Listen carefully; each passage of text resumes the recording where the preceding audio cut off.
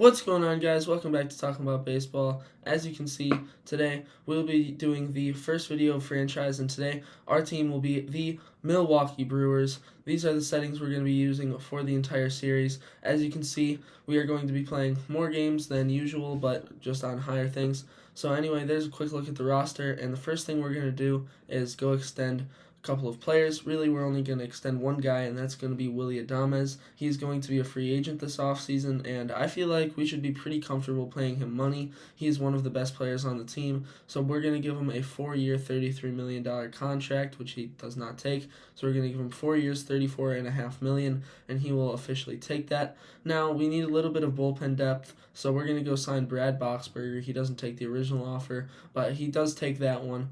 And so now, quick look at the roster as we call up Brad Boxberger. It is now opening day, and I will be using Jackson Chourio. It is his MLB debut, and all I'm going to say is, although he is a really good player, in this MLB debut that I'm playing with, he did not do good on that one. It was a pretty lofty fly ball to right field. Could have definitely done better, but it wasn't a terrible piece of hitting. Jose Quintana is the kind of guy he wants to be facing, as he's definitely much better against lefties. And Jackson Chourio, I'm hoping, will be able to be the star of this team.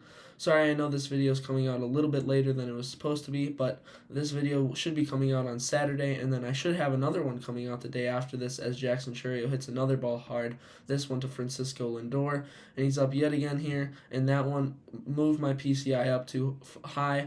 Pretty good piece of hitting if I didn't do that, but it was a ground out to Jeff McNeil, and in his final at-bat of the game with runners on first and second and nobody out, he will take a hanging curveball and somehow hit it pretty well, but it'll still be a double play.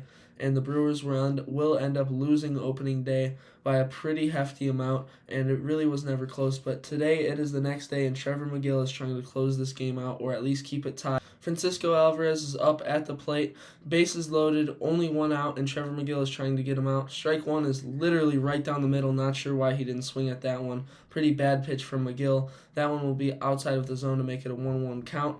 Alvarez is a pretty good hitter. He's sitting lower in the Mets lineup. There's another fastball right over the heart of the plate, and Megill is now going for the strikeout. He's going to go back to the curveball, and Alvarez is going to foul it off. Still the count at 1-1. Feels like it should be pretty attainable to strike him out here. Megill will go back to the fastball, and it'll be off of him, and I try to throw it home, but I accidentally throw it to first, and he will be safe. So now we are facing the Reds. As you can see, it is late in the game, top of the ninth, 3-2. We are down. Alexis Diaz, their closer, is in, and this is rookie Oliver Dunn looking for his first major league hit, and he will lace one to left field. That'll be his first major league hit, and it'll tie the game. It is 3-3. Oliver Dunn, as you can see, their first major league hit and RBI, and that is very good for him, and they will now be taking out Alexis Diaz, as that is the second run he's already allowed. We're going to pinch hit for Blake Perkins here and bring in Sal Frelick, and we're going to see him work the count a little bit. Sal Frelick, one of the best righty hitting batters on the team, despite only hitting .216 in this moment. He'll foul that one off to make it 0-1. Fernando Cruz, definitely not the best reliever the Reds have, but it's the top of the ninth and it is a tie game, so they should be trying to keep it pretty close. And with first and second and only one out, Sal Frelick will absolutely crush a double into right field. That's going to be really good for the Brewers. That'll make it 4-3, and there will be runners on second and third with just one out. And that will be bringing up leadoff hitter Christian Yelich. Oh, no, never mind. That'll be bringing off leadoff hitter Andrew Monasterio. Sorry about that. I thought it was Yelich. So Monasterio will come up here. He will foul that one off. Still second and third, and we could definitely still score more in this inning, and we are ready to score more against Fernando Cruz, who, like I said, really isn't the greatest reliever. He'll foul that one off as well. It is now an 0-2 count on Monasterio, not looking as promising to score here, but I'm hoping he's able to. And on this pitch, he will strike out on a absolutely horrific pitch, to be honest. I'm not sure what I was trying to swing at there. That was pretty rough. But anyway, here comes the next batter, Joey Ortiz, and he got out, so I don't really know what happened there, honestly. Joel Payamps, he comes in for the save, as obviously Devin Williams is injured. We have all the injuries set on, so any injury that the Brewers currently have, they are on the injured list. So Payamps will get a pop out for the first out of the inning. It'll be a ground out to shortstop Jackson Chourio for the second out. Yes, Jackson Chourio can play shortstop as well. And finally, the last batter, Jake Fraley, will strike out to end the game. The Brewers win, comeback win. They were down 3-1 going into the bottom of the inning, and they will take the win on that one. Pretty solid win for us. The offense really came alive at the end of the game. But now, as you can see, we switched really quick there. Sorry about that. But DL Hall just got traded in the Corbin Burns trade this offseason, and we'll be using him. This is his third start of the year, and this will be his revenge against the Baltimore Orioles after they traded him away. So we'll see how he does. Obviously, as you saw, he got the first batter out. But Jordan Westberg hits that one pretty hard, and that'll be a double for him. DL Hall was never really amazing for the Orioles, but has been a top prospect in the past, as now he's facing Anthony Santander, and he'll hit that one pretty hard as well, but straight to the center fielder, and that will end the inning. No, it will not. That'll be 2 outs. Wow. That'll be a sacrifice fly, and Ryan Mountcastle, who's up now hitting a .247, will strike out to end the inning. Although DL Hall, like I said, was never really great for the Orioles, has looked pretty good in real life for the Brewers so far, and I'm hoping can be good in this franchise for us. And even if he's not, he is definitely an expendable guy who could go to the long relief role, but as of right now, obviously, he is going to be our starting pitcher.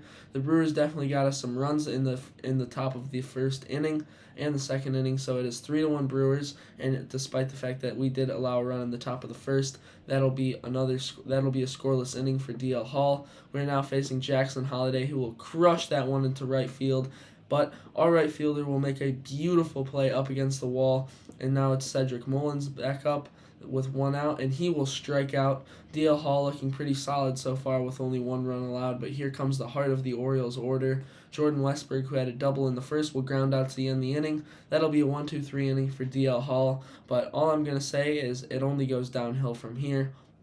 DL Hall now has to face the middle of the Orioles lineup, but Adley Rutschman can't do anything as he strikes out on an inside fastball. Anthony Santander now with an 0-2 count, and he will not be striking out this time. He will hit that one high and deep to right center field, and this one is going to get down just behind our right fielder, and Anthony Santander is going to 3, and he will make it safely to third base with a triple. That is not looking good for DL Hall, as there's still 5, 6, 7 coming up, and they all mash left-handed pitchers. This one is popped up right to him by Ryan Mountcastle, so he'll make the catch here. But with a runner on third and 2 outs, despite the fact that there is 2 outs, it's still very easy for the Orioles to score, especially with a guy who hits so well like Austin Hayes. And he will hit an opposite field double here, and that was definitely not great for DL Hall. That is the second run he'll be allowing so far. And Austin Hayes thinks about going 3. Honestly, might have been safe if he did, but he decides not to. Gunnar Henderson at the bottom of the lineup will, fortunately for us, strike out to end the 4th inning. But like I said, it's not going anywhere, as we go into the 5th inning with DL Hall. Jorge Mateo will get a single to start off the inning, and that's not amazing, as that's a lot of speed to put on the bases early. And as you can see here, he is stealing, and he will be safe by a mile, despite the fact that DL Hall threw a 94-mile-per-hour fastball there. So now there's a runner in scoring position with nobody out. We will strike out Jackson Holliday there, which was really nice. But Cedric Mullins will have a bloop. Not a bloop single. What am I talking about? My bad, guys. He will have a pop out to second base, and that'll make it 2 outs. But Jordan Westberg here, he will ground out to third base, and not sure why he didn't just tag the runner there. But through 5, he's only allowed 2 runs, and he's looked pretty solid so far. But this is where it all goes downhill. Adley Rutschman, who hasn't had him all day, will still not have him as he'll fly out to left field. But now, this is when it all just starts crumbling down. Anthony Santander, who's already having a great day, will single yet again as Jackson Chourio tries to make a really nice diving play but misses, and that'll make him get to second base just barely as he gets through on the throw. Another good double for Anthony Santander after the triple as well. And Ryan Mountcastle, we hang a breaking ball, and he absolutely mashes it this time, so that'll be another double. We only have 1 out, and DL Hall has already allowed yet another run, so that's not a great look, although if you've checked the scoreboard recently, it doesn't quite matter. DL Hall got pulled from the game after that, and we ended up winning 13-12 as our bullpen absolutely blew the lead. And now we're going to do some scouting quickly. I forgot to show scouting week 1 because I messed up all of my scouts. So this is week 2. Everyone's ready. Pretty much how I'm going to do it for right now is I'm going to have 2 guys scout pitchers and then 1 guy scout position players. And then after that, that's just how we're going to do it. And so our next game will be versus the Orioles, and it will be Wade Miley making his debut for the season after coming off of the injured list. Sorry, this was a short video, first franchise video of the year. I hope you guys enjoyed this franchise video. I'll see you next time on Talking About Baseball. Sorry for the quick outro and some slip-ups during the video. That will not be happening in the next one. This one was a little bit rushed because I completely forgot to film it. But I will see you for franchise video 2, and I will see you for MLB Weekly Recap number 2 tomorrow on Sunday. Talking About Baseball. Bye.